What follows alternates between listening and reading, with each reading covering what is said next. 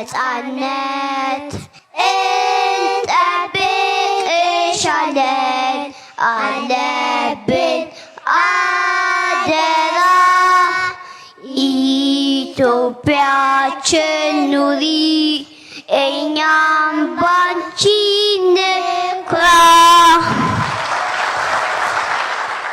ሀገራችን ኢትዮጵያ ለልማት በምታደርገው ጥረት ውስጥ ደሃ ተኮርና ሰው ተኮር ወይም ደግሞ ፕሮፑር ኤንድ ሂውማን ሴንትሪክ የልማት አቅጣጫ ቅድሚያ ከሚሰጣቸው ዋና ዋና ጉዳዮች አንዱ ነው።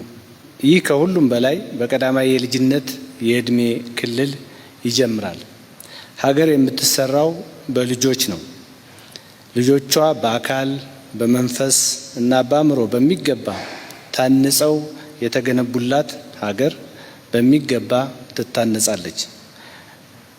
ልጆቿ በአካል በመንፈስና በአእምሮ ተጎድተው የሚያድጉባት ሀገር ደግሞ ዘወትር እየተጎዳች ትኖራለች።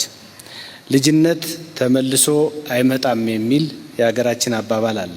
ይህ ሲባል ጨዋታ ብቻ አይደለም።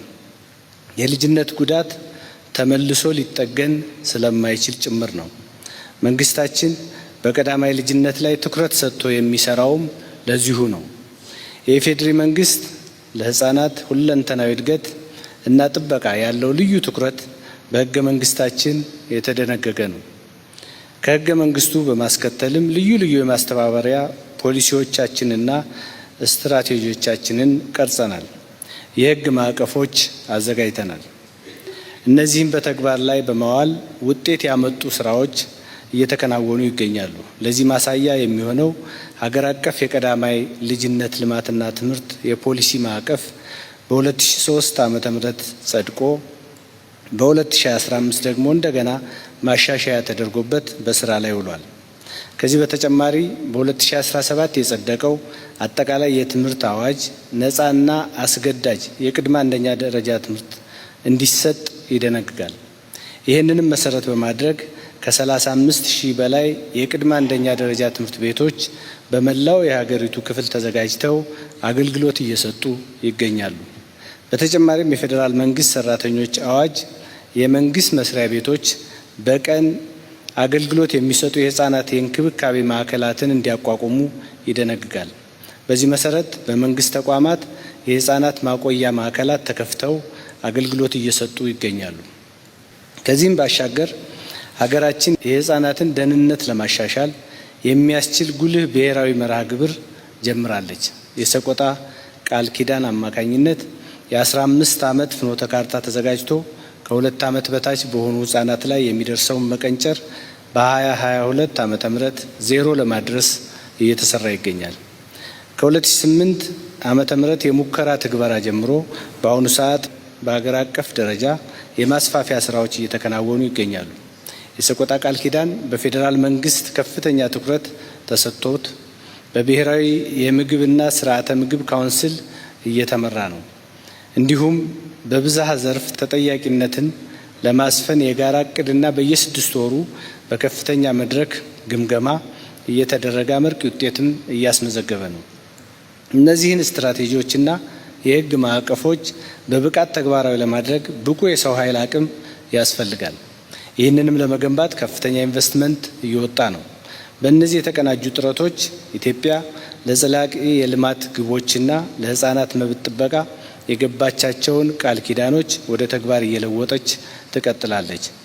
በአዲስ አበባ ከተማ አስተዳደር አመራሩ በወሰደው ቁርጠኝነት በህፃናት ሁለንተናዊ እድገት ላይ ያተኮረ ስትራቴጂያዊ እርምጃ ወይም ኢኒሼቲቮች ተቀርጸው በተግባር ላይ እየዋሉ ይገኛሉ። ይህን ወሳኝ የትውልድ ግንባታ ስራ በአዲስ አበባ ከተማ ፋና ወጊነት ተጀምሮ በመላ ሀገሪቱ እየተስፋፋ ይገኛል። ከዚህ ባሻገር የቴክኒክና ሳይንሳዊ እውቀትን በማደራጀት ለፖሊሲ ግብዓት የሚያቀርብ የአፍሪካ ቀዳማይ ልጅነት ልማት ማዕከል በከተማ አስተዳደሩ መቋቋሙ የትኩረቱ አንዱ መገለጫ ነው። ማዕከሉ በአዲስ አበባ ከተማ የተገኙ ተሞክሮዎችን እየቀመረና በአዳዲስ ልምዶች እያዳበረ ወደ ሀገራችን ክልሎች እንዲሁም ወደ አፍሪካ ሀገራት እንዲሰፋ እያገዘ ይገኛል። በዚህ አጋጣሚ በዚህ ወሳኝ ትውልድ የምንቀርጽበት ተግባር የአዲስ አበባ ከተማ አስተዳደር ለሰጠው ትኩረትና እያደረገ ላለው ውጤታማ እንቅስቃሴ ለክብርት ከንቲባ አዳነች አቤቤ እንዲሁም አስተዳደራቸው በኢፌዴሪ መንግስትና በራሴ ስም በዚህ በተከበረ ጉባኤ ስም ማመስገን እፈልጋለሁ። ክቡራትና ክቡራን፣ መንግስት ብልጽግናን ለማረጋገጥ እነዚህን ጥረቶች በመላ ሀገሪቱ ለማስፋት ሙሉ ቁርጠኝነት አለው። አስፈላጊውን በጀት በመመደብ ያስፈጽማል። ወጪው ትውልድ ጤናማ፣ ብቁና ውጤታማ እንዲሆን ያስችለናል የሚል ሙሉ እምነት ይዟል። በአንድ በኩል የትምህርት ቤቶች ደረጃ በማሻሻል በሌላ በኩል የተማሪዎችን ምገባ በማስፋፋት ከዚህ በተጨማሪ ልጆች በአካልና በመንፈስ የሚጎለብቱባቸው የስፖርትና የመዝናኛ ቦታዎች በየመንደሩ በመገንባት በኮሪደር ልማት አማካኝነት ከተሞችና ሰፈሮች ለልጆች ምቹዎች እንዲሆኑ በማድረግ መንግስት ግንባር ቀደም ሚና እየተጫወተ ነው።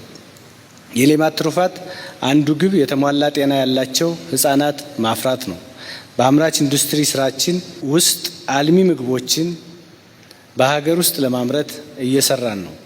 ይሄም የህፃናትን ጉዳት ለመቀነስና የልጆችን ጤናማነት ለመጨመር እያስቻለን ነው። እነዚህ ሁሉ ርብርቦች የመንግስት የማህበረሰቡና የአጋዥ ተቋማት እንዲሁም የልማት አጋሮቻችን የጋራ ጥረትና የጋራ ውጤት ናቸው። በመሆኑም የልማት አጋሮቻችን እንዲሁም በቀዳማይ ልጅነት ግንባታ እና በሌሎች መስኮች ላይ በምናደርገው ጥረት የተሳተፋቸው አካላት በሙሉ ከጎናችን ስለሆናችሁ በኢፌዴሪ መንግስትና በራሴ ስም ምስጋና ለማቅረብ እወዳለሁ። በቀጣይ ፕሮግራሙ ከከተማ እስከ ገጠር ከመሀል እስከ ዳር እንዲተገበር አስተዋጽኦ ማድረግ እንድትቀጥሉም በዚህ አጋጣሚ ለማሳሰብ እፈልጋለሁ። ዛሬ የምናካሄደው ጉባኤ ወቅቱን የጠበቀና በጣም አስፈላጊ ነው። በዚህ መድረክ የሚቀርቡ ጥናታዊ ጽሑፎች፣ ተሞክሮዎች እና ልምዶች ለኢትዮጵያና ለአፍሪካ ህጻናት ሁለንተናዊ እድገት ጠቃሚ ግብዓቶች ይገኙበታል ብዬ ተስፋ አደርጋለሁ። እኛ ነገን አይደለም ለልጆቻችን የምናዘጋጀው፣ ልጆቻችንን ነው ለነገ የምናዘጋጀው ይባላል። ነገ ማለት ዛሬ የምንገነባቸው ልጆች ናቸው። ልጆች ላይ መስራት ማለት በነገ ሀገር፣ በነገ አህጉር እና በነገ ዓለማችን ላይ መስራት ማለት ነው። በልጆች ላይ መቀለድ ማለት በነገዋ ሀገራችን፣ በነገዋ አህጉራችንና በነገዋ ዓለማችን ላይ መቀለድ ማለት ነው። እናም ይህ ትውልድ አስቀጥል ወሳኝ ተግባር ተባብረን በጊዜ የለንም መንፈስና በትጋት እንድንሰራ በድጋሚ አደራ ለማለት እፈልጋለሁ።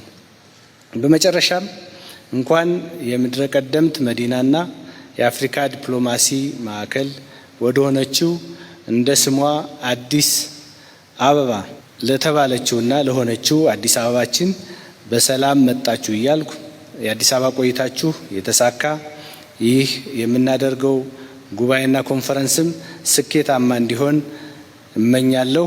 በዚሁ ጉባኤው በይፋ መከፈቱን አበስራለሁ። አመሰግናለሁ።